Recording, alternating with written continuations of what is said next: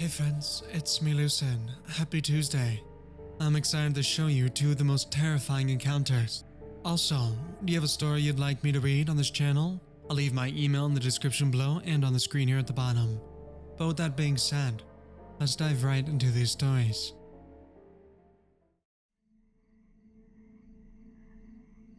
I'm still haunted by old memories of an ex-boyfriend I dated for only a few months.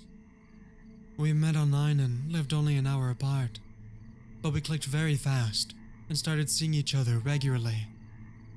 Things were going great for about a month, and then one day, we stopped at my place so I could pack some clothes to go stay at his place for the weekend.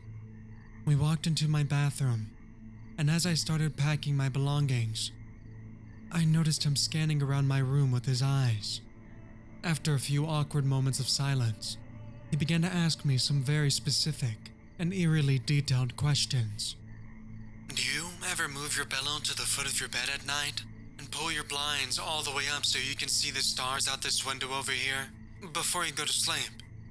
I bet you use this lamp over here the most. It's the only one that I'd use. I was frozen in shock.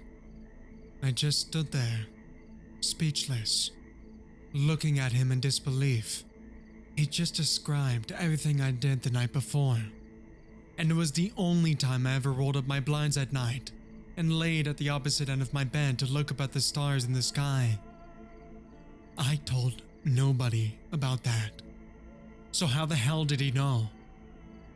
The only thing I could do next was to laugh it off and ask him how he knew, but he just kinda shrugged it off and changed the subject. I couldn't stop thinking about it the whole weekend though, wondering if he had been watching me.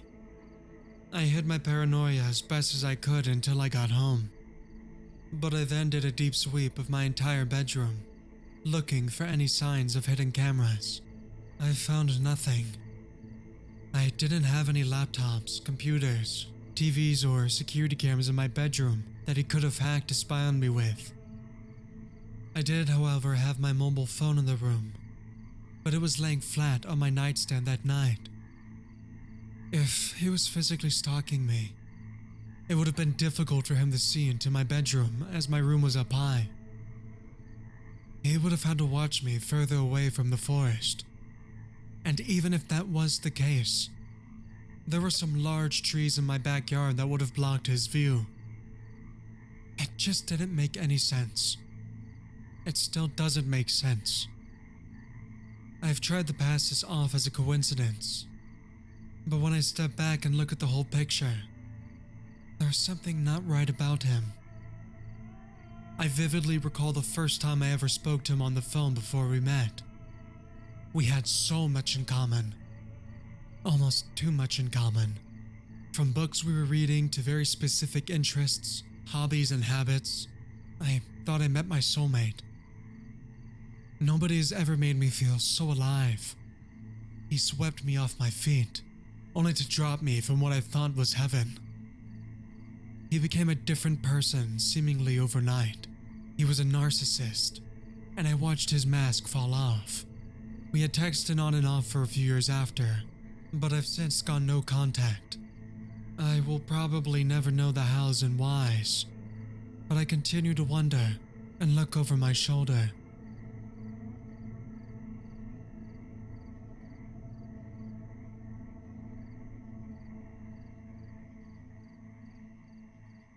About 2 weeks ago, I heard the trash can next to my house being kicked and falling in the middle of the night. Then I heard the sound of glass breaking, and a rock was thrown at my bedroom window, shattering it. Then I heard someone rushing to a car and begins flooring it, which is why I just started writing this story. It all started since I started using this website called Craigslist. I wanted to buy a new couch for my house, and a lot of friends told me about this site, so I thought why not use it to check out deals for a new couch. There was a sale on a white couch which I really liked, and the price was very good. I will call the couch seller Tom, so as not to disclose personal information about him. I asked him about the couch and he said it was in really good condition as in the picture, and that I could come to his house to pick her up. The address he gave me led to a relatively small house near a forest path. Again, I will not reveal names so as not to violate anyone's privacy. He told me to come to his house around 6 p.m. So a few days later, I arranged with Tom to come and pick up the couch. He said I can come, so I got into my car and drove to his house. The house is located a few miles outside a small town. It's worth noting that neighborhood in which the house was located wasn't known to be dangerous. After about half an hour of driving, I arrived at the address. It was a small 2-story house.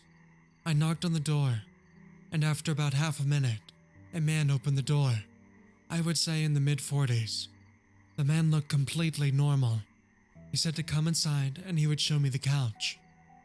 I went inside, and the couch he showed me looked exactly like the one in the picture. And Tom also said he would help me move the couch to the trunk of my SUV.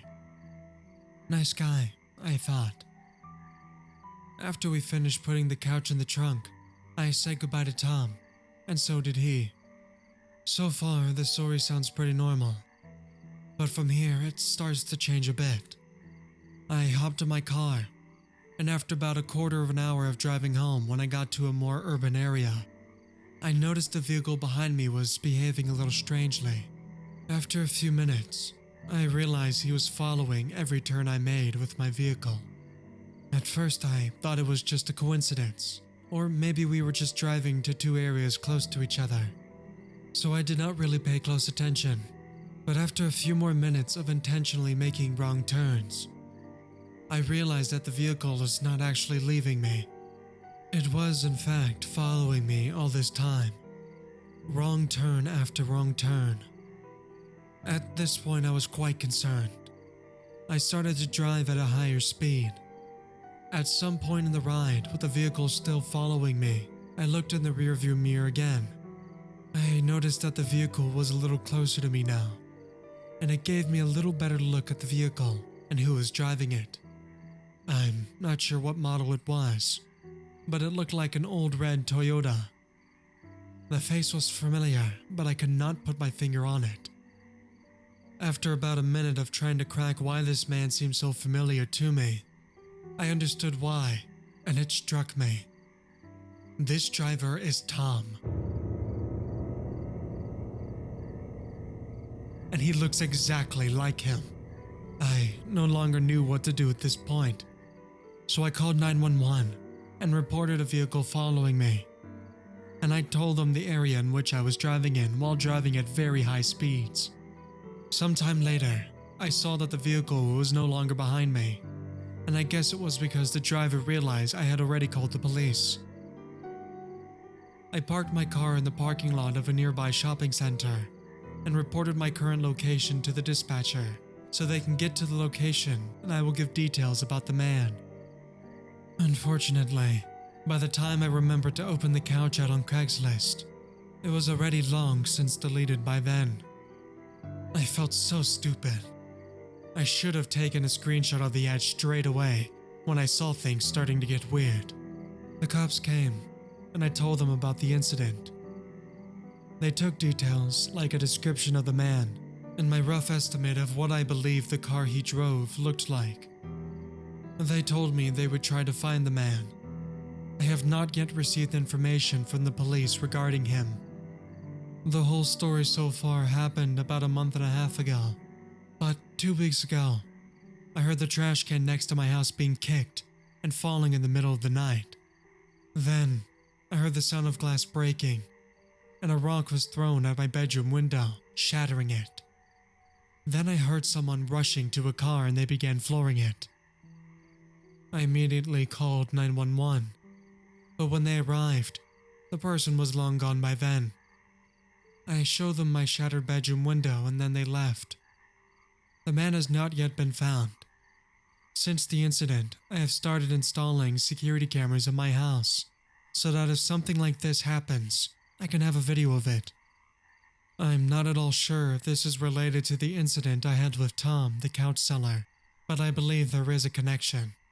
If I receive new information regarding one of these events, I will update them in a new video, but until now, I will stay silent and wait. Hey, You. Yeah, you. Did you enjoy this video? Well, lucky for you, I have a whole library of these. Consider clicking one of these icons right here or in the description below. But that's all for now. Thank you so much for watching, and I will see you guys on Friday with a brand new video. Also, special thank you to Astheraven Dreams for helping me out with this thumbnail for the video. He came in clutch last minute and it's beautiful. I will leave his info also in the description below. But yeah, thank you for stopping by and like and subscribe. And as always, the dark is simply the answer.